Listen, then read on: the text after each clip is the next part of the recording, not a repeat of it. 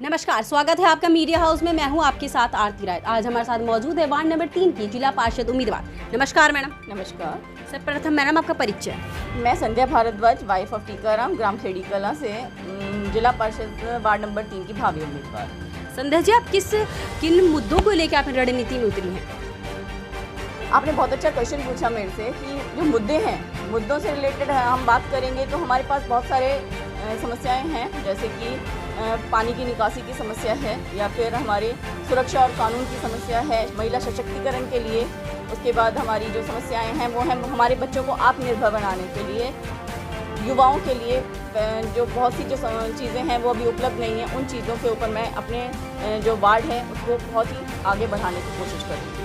अभी फिलहाल संध्या जी, जैसे आप अध्यापक हैं, आप शिक्षित करती हैं बच्चों को, तो आपके ऐसी क्या आपको विचार आया कि मुझे अब राजनीति में उतरना चाहिए? अब क्या आप इस चीज़ को लेकर इस रणनीति में उतरी? क्या शिक्षा के साथ साथ हम समाज को शिक्षित नहीं कर सकते? समाज को शिक्षित करने के लिए समाज के बीच आना होगा। जब समाज के बीच आना होगा तो हमें एक समाज सेवा का कार्य भी अपने अंदर लेना होगा। हमें उसके अकॉर्डिंग अपने आप को समाज के विचारों को, समाज को, सब चीज़ को समझना होगा, और उसके लिए महिलाओं को भी आगे आना पड़ेगा। तभी हम एक समुचित और एक विकसित समाज की स्थापना कर सकते हैं। जी बिल्कुल। जैसे देखा जाता है महिलाओं के लिए, लड़कियों के लिए भी वहाँ यही है कि लड़कियों को पढ़ाया नहीं जाता, उन्हें बाहर नहीं निकाला जाता। तो लड़कियों के लिए गांव में ही कोई ऐसी आप क्या सुविधा लेके आई हैं? गांव में लड़कियों के लिए हमने जो सुविधाएं जो हम लाएंगे वो सुविधाएं होंगी कि हम अपने स्कूलों में जो हमारे 8वीं तक के स्कूल हैं उन्हें हम 10वीं तक का अपग्रेडेशन दें, 10वीं तक के स्कूलों को 12वीं तक का दें, और जो उनके लिए टेक्निकल जो कोर्सेज़ हैं वो हम गांव में ही हैं, वो उनके लिए वहीं पर उपलब्ध कराए जाएं। जो बाहर जाना पड़ता है और बाहर जाने के कारण उनके पेरेंट्स उनके स्कूल की जो शिक्षा है उसे बंद करा देते हैं, तो इसलिए हम उनके लिए वो चीज़ें गाँव में ही उपलब्ध कराने की कोशिश करेंगे। अनपढ़ माँ बाप, उनकी सोच को भी लेकर आप गाँव में से क्या रणनीति लाओगे बच्चों के लिए? हम गांव में घर घर जाकर सर्वे करेंगे, गांव के लोगों को हम समझाएंगे कि जो हमारे बच्चे हैं वो समय के साथ साथ उन्हें बदलना होगा। अगर बदलेंगे तभी वो समाज में तरक्की कर सकते हैं। यदि हम एक घर की चार दीवारी के अंदर ही सीमित सिकुड़ कर रह गए तो हम तरक्की नहीं कर पाएंगे। हमारे बच्चे, जैसे कि महिलाएं देखी जाती है, महिलाओं से अपनी परेशानियों को ज़्यादा शेयर करती हैं। अपनी परेशानियों को एक पुरुष के अनुसार एक महिला से बांटना वो ज़्यादा सही करती हैं। गांव में तकरीबन ये चीज़ें देखने को मिलती हैं, महिलाएं अपनी परेशानियों को पुरुषों के साथ नहीं बांट पाती। तो आप उसकी चीज़ के लिए उन्हें कैसे बताएंगे कि वो अपनी परेशानियों का आपसे बांटें, या फिर आप उनकी परेशानियों को जाके सुने? हर गाँव में आंगनवाड़ी है, आशा वर्कर्स हैं, वो समय समय पर वो अपने जो उनकी जो आंगनवाड़ी है वहाँ पर वो महिलाओं के लिए एक जो वर्कशॉप टाइप वो जो आयोजित करते हैं, तो उसमें हम महिलाओं को जागरूक करने के लिए, ज़्यादा से ज़्यादा महिलाओं को आने के लिए हम उत्साहित करेंगे कि वो वहाँ आएँ। और फिर हम उन आशा वर्करों के द्वारा और उन आंगनवाड़ी वर्करों के द्वारा भी जो हम उनकी समस्याएं होंगी, उनके प्रति जो हम स्वास्थ्य संबंधी सुविधाएं उन्हें उपलब्ध करा सकते हैं, वो हम आंगनवाड़ी में और आशा वर्करों के द्वारा घर पर उन्हें वो सुविधाएं प्रदान करने की कोशिश करेंगे। जैसे सब कहते हैं कि शहर में रहने के बाद सब कहते हैं कि गांव में चलो, गांव का वातावरण बहुत स्वस्थ है, ठीक है, अच्छा है, तो पर ये बातें कहने की आम बातें रह गई है, गांव का वातावरण स्वस्थ नहीं है। उस चीज़ को लेकर आप ये क्या कहेंगे?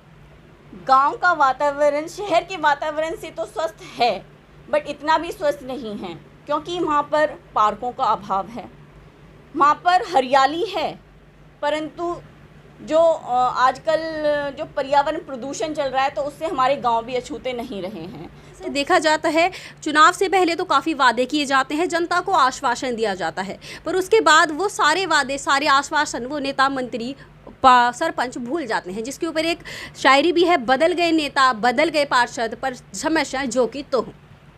आपने बहुत अच्छा प्रश्न पूछा मेरे से कि जब तक हमारा चुनाव का माहौल होता है तो हमें सारी की सारी जो हमारी सुविधाएं हैं, मुद्दे हैं, वो सब याद रहते हैं, और जैसे ही पार्षद बन जाते हैं या फिर जो भी चुनाव हम जीत जाते हैं तो उसके बाद सब भूल जाते हैं।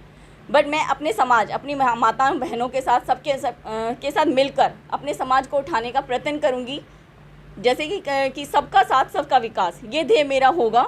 और कहते भी हैं ना कि यत्र नारस्तु पूज्यन्ते रमन्ते तत्र देवता, अर्थात जहाँ नारी की पूजा की जाती है वहाँ देवता निवास करते हैं। तो इसी तथ्य से यदि मेरी जो महिलाएं हैं वो मेरे साथ मिलकर काम करेंगी तो हम कोई वादा नहीं भूल पाएंगे।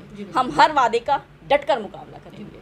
संध्या जी, जैसे देखा जाता है गांव में सरपंच तो महिलाएं रहती हैं, पर वो घर के अंदर ही घूंघट में रहकर घर के अंदर, पर बाहर उनके देवर, उनके पति कार्य कर रहे होते हैं। तो इसके ऊपर आपकी क्या है? कहीं आप तो ऐसा, आपकी तो ऐसी विचार नहीं है? जब मैं एक आत्मनिर्भर महिला हूँ और जब मैं अपने घर से उठकर आपके पास एक इंटरव्यू देने के लिए आई हूँ, तो शायद मेरे बारे में तो ये आपका जो सोच है वो गलत है। इसके लिए मैं आपको कहूँगी कि आपकी गलत सोच है। मैं अपनी महिलाओं, अपनी माताओं, अपनी बहनों को आत्मनिर्भर बनाने की कोशिश करूँगी कि वो भी अपने घर से निकलकर बाहर आएँ।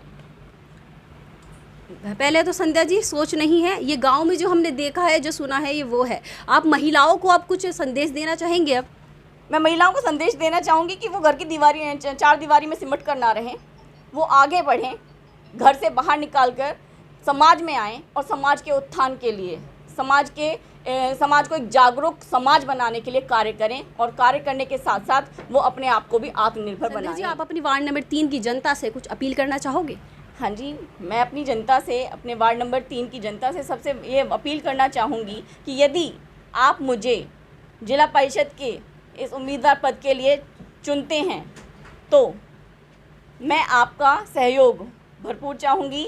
जैसे कि मैंने कहा कि सबका साथ सबका विकास, तो मुझे सबके साथ की ज़रूरत है और आप यदि मेरा साथ देंगे तो शायद मैं बहुत अच्छे उम्मीदवार के तौर पर आपके सामने प्रस्तुत होंगी।